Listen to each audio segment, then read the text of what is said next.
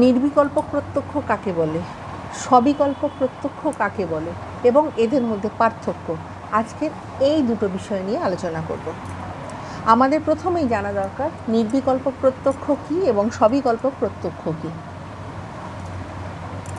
তার আগে আমাদের জানা দরকার বিকল্প শব্দের অর্থ। বিকল্প শব্দের অর্থ হলো বিশেষণ, এবং বিশেষণ বলতে বোঝায় নাম, জাতি, গুণ এবং ক্রিয়া। নির্বিকল্প প্রত্যক্ষ বলতে বোঝায় অবিশিষ্টের বা বিশেষণহীনের প্রত্যক্ষ, অর্থাৎ যার বিষয়ের নাম, জাতি, গুণ, ক্রিয়া এগুলো সব থাকছে না। আর সবিকল্প প্রত্যক্ষ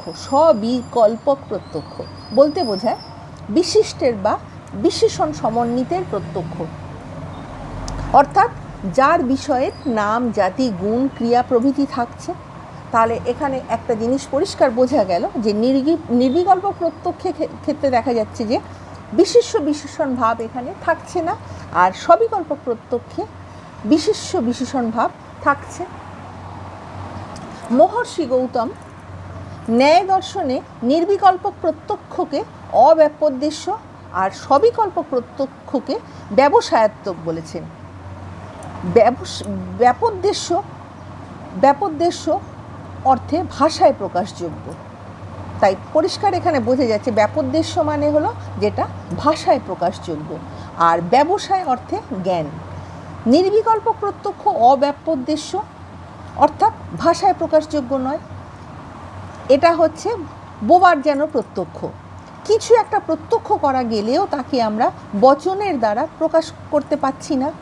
কাজেই প্রত্যক্ষের এই স্তরটা সম্পর্কে আমাদের কোনো সুস্পষ্ট বোধ জন্মায় না। মানুষ প্রত্যক্ষে বা অন্তর্দর্শনের মাধ্যমে এই স্তর সম্পর্কে কিছু জানা যাচ্ছে না। তাই নির্বিকল্প প্রত্যক্ষ সম্বন্ধে দেখা যাচ্ছে যে এখানে কিছু জানা যাচ্ছে না। এটা হচ্ছে এক প্রকার মুখ বা বোবার প্রত্যক্ষ। অন্যদিকে দেখা যাচ্ছে সবিকল্প প্রত্যক্ষ হলো ব্যবসায়াত্মক অর্থাৎ জ্ঞানাত্মক, এবং এটি জ্ঞানবাচনিক। সবিকল্প প্রত্যক্ষকে বচনের দ্বারা প্রকাশ করা যাচ্ছে।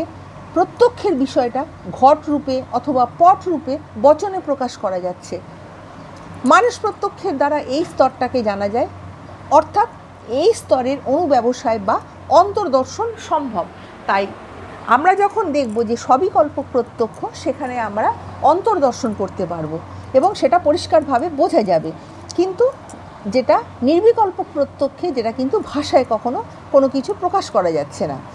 নৈয়ায়িক অন্নং ভট্ট গৌতমকে অনুসরণ করে তিনি বলছেন নিষ্প্রকারং জ্ঞানং নির্বিকল্পকম এবং সপ্রকারং জ্ঞানং সবিকল্পকম। প্রকার অর্থে বিশেষ্য বিশেষণ ভাব। নির্বিকল্প প্রত্যক্ষে বিশেষ্য বিশেষণ ভাব থাকছে না। এই প্রত্যক্ষের বিষয়টা একটা পদার্থরূপে প্রকাশিত হলেও তা কোনো বিশেষণের দ্বারা, নাম, জাতি ইত্যাদির দ্বারা বিশেষিত হচ্ছে না। আর সবিকল্প প্রত্যক্ষে প্রকারতা অর্থাৎ বিশেষ্য বিশেষণ ভাব থাকছে।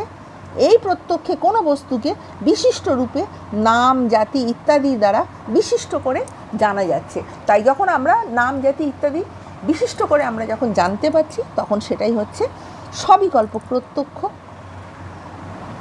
নির্বিকল্প প্রত্যক্ষের বিষয় হচ্ছে অবিশিষ্ট বস্তু।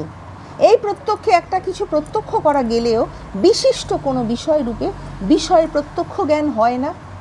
এই ক্ষেত্রে প্রত্যক্ষের বিষয় কোনো বিশেষণ দ্বারা, নাম, জাতি এর দ্বারা কিন্তু কখনোই বিশেষিত হয় না, এবং বিশেষণ প্রয়োগ না হলে কোনো কিছু বিশেষ্যও হয় না। কাজেই নির্বিকল্প প্রত্যক্ষের বিষয় বিশেষণ দ্বারা বিশিষ্ট রূপে অথবা বিশেষণ বর্জিত বিশেষ্য রূপে জ্ঞাত হয় না। এই প্রত্যক্ষে বিশেষণ ও বিশেষ্যের বিচ্ছিন্নভাবে ভান হয় বলে বস্তু জ্ঞান হয় না। আমরা সাধারণত ঘট বিশেষ্যকে ঘটত্ব বিশেষণ দিয়ে প্রত্যক্ষ করি, তাই আমরা বলি এটা ঘট। এখানে এটা ঘট, এটা হলো বিশেষ্য, আর ঘটত্ব এখানে এটা হচ্ছে বিশেষণ। ঘটত্ব ধর্মকে এটা হচ্ছে যে এখানে যে নির্বিকল্প প্রত্যক্ষে দেখা যাচ্ছে, আমরা যখন আমাদের নির্বিকল্প প্রত্যক্ষে আমরা যখন ঘট ও ঘটত্ব এটা আমরা বিচ্ছিন্নভাবে আমাদের এটা প্রত্যক্ষ হচ্ছে। ঘটত্ব ঘটের বিশেষণ এভাবেও প্রত্যক্ষ হয় না। ঘট ও ঘটত্বের ভান বিচ্ছিন্নভাবে হয়। কোনো ঘটের সঙ্গে যখন চক্ষু ইন্দ্রিয়ের সন্নিকর্ষ হচ্ছে, তখন প্রথমে আমরা কিছু একটা প্রত্যক্ষ করছি, একটা কিছু যে দ্রব্য অথবা গুণ অথবা ক্রিয়া এমন বোধ জন্মাচ্ছে না নির্বিকল্প প্রত্যক্ষে। বিষয়ের অস্তিত্ব সম্পর্কে এটা হচ্ছে একটা প্রাথমিক আমাদের যে অনুভবটা হচ্ছে সেটা হচ্ছে একেবারে নির্বিকল্প প্রত্যক্ষেই হচ্ছে। নির্বিকল্পক জ্ঞানের পরক্ষণে যেটা হচ্ছে সেটাই হচ্ছে সবিকল্পক জ্ঞান। সবিকল্প প্রত্যক্ষের বিষয় হলো বিশিষ্ট বস্তু। এইখানে বিশিষ্ট বিশেষণ ভাব থাকছে, কিন্তু নির্বিকল্প প্রত্যক্ষের ক্ষেত্রে বিশিষ্ট বিশেষণ ভাব থাকছে না। এটা ঘট।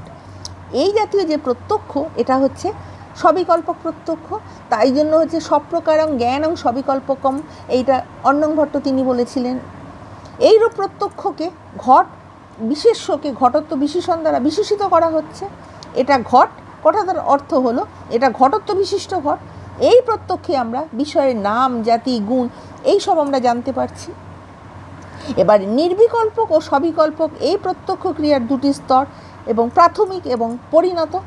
প্রত্যক্ষের প্রাথমিক স্তর নির্বিকল্পক, আর দ্বিতীয় স্তর যেটা হচ্ছে সবিকল্পক, এটা একদম পরিণত স্তর। এবং আমরা আমাদের যখন পরিষ্কারভাবে অন্তর্দর্শন হচ্ছে তখন সেটা হচ্ছে সবিকল্পক। নির্বিকল্প প্রত্যক্ষ সকল জ্ঞানের মূল হলেও এই প্রত্যক্ষে জ্ঞান পদবাচ্য নয়, কেননা যেহেতু আমাদের প্রথমে যেটা দেখছি সেটা আমরা বুঝছি, মানে এটা একটা দেখছি, এটা একটা অস্পষ্ট জ্ঞান। আর সবিকল্পক প্রত্যক্ষের একটা পরিষ্কার যে জ্ঞান হচ্ছে ক্লিয়ার, যেটা হচ্ছে পরিষ্কার জ্ঞান। তাহলে অস্পষ্ট ছাড়া স্পষ্ট জ্ঞান কখনোই সম্ভব হয় না। তাই নির্বিকল্পক প্রত্যক্ষ জ্ঞান ছাড়া সবিকল্পক প্রত্যক্ষ জ্ঞান সম্ভব হচ্ছে না। প্রথমে আমাদের যে প্রত্যক্ষটা হচ্ছে সেটা হচ্ছে নির্বিকল্প প্রত্যক্ষ। তাই নির্বিকল্প প্রত্যক্ষ ছাড়া আমাদের কখনো সবিকল্প প্রত্যক্ষ হচ্ছে না। এইবারে দুটো তো সংজ্ঞা গেল। এইবারে সবিকল্পক এবং নির্বিকল্প প্রত্যক্ষের মধ্যে যে পার্থক্য রয়েছে সেটা আমি বলবো। নাম্বার 1, নির্বিকল্পক প্রত্যক্ষের এটা হলো প্রাথমিক স্তর, আর সবিকল্প প্রত্যক্ষ হলো প্রত্যক্ষের এটা একটা দ্বিতীয় স্তর, কেননা এখানে আমরা পরিস্ফুট জ্ঞান পাচ্ছি। নাম্বার 2, নির্বিকল্পক প্রত্যক্ষ অব্যাপোদ্দেশ্য। এই প্রত্যক্ষকে কোনো বচনের দ্বারা প্রকাশ করা যাচ্ছে না। অন্যদিকে সবিকল্পক প্রত্যক্ষ ব্যাপোদ্দেশ্য, অর্থাৎ এই প্রত্যক্ষ জ্ঞানকে বাক্যের দ্বারা প্রকাশ করা যাচ্ছে। নাম্বার 3, নির্বিকল্প প্রত্যক্ষ জ্ঞানের প্রাথমিক স্তর হলেও পরিষ্কার জ্ঞান নয়, কিন্তু সবিকল্প প্রত্যক্ষ হলো ব্যবসায়াত্মক অর্থাৎ জ্ঞানাত্মক, যাকে বচনে প্রকাশ করা যাচ্ছে। নাম্বার 4, নির্বিকল্পক স্তর অনুমানলব্ধ। মানুষ প্রত্যক্ষে নির্বিকল্পক স্তর জানা যায় না। অন্যদিকে সবিকল্প প্রত্যক্ষকে মানুষ প্রত্যক্ষে জানা যায়, এই জন্য নির্বিকল্পক স্তরের অনুব্যবসায় হয় না, কিন্তু সবিকল্পক স্তরের অনুব্যবসায় সম্ভব। নাম্বার 5, নির্বিকল্প প্রত্যক্ষ নাম, জাতি, গুণ অথবা বিশিষ্ট বিশেষণ সম্বন্ধ বর্জিত। অন্যদিকে সবিকল্প প্রত্যক্ষ নাম, জাতি, গুণ অথবা বিশিষ্ট বিশেষণ সম্বন্ধযুক্ত হচ্ছে। নাম্বার 6, নির্বিকল্প প্রত্যক্ষে শুধু কোনো কিছুর অস্তিত্বের প্রত্যক্ষ হয়, বস্তুটি কী তা জানা যায় না। আর সবিকল্প প্রত্যক্ষে গুণ সমন্বিত বস্তুকে জানা যায়।